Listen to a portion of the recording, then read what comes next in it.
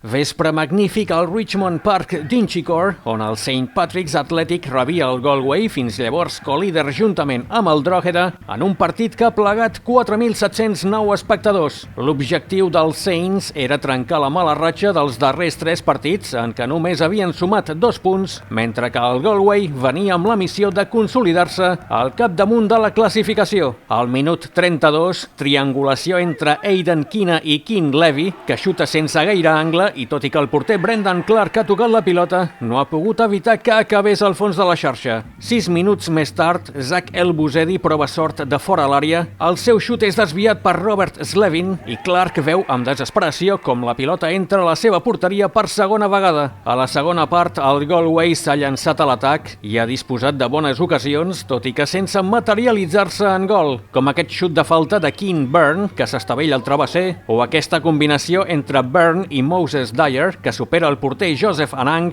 però que salva Joe Redmond gairebé quan la pilota ja entrava. Ara és David Hurley qui ho prova de fora l'àrea, però Anang rebutja la pilota. Bobby Burns penja la pilota a l'olla, Janot Esua pentina, però Dyer i Sean Kerrigan s'estorben i Anang atrapa. Hurley cap a Max Wilson, que xuta molt desviat. Ara és Killian Tollett davant de porteria, però el seu xut passa per sobre del travesser. La darrera oportunitat per a Dyer, però la pilota acaba a les mans d'Anang.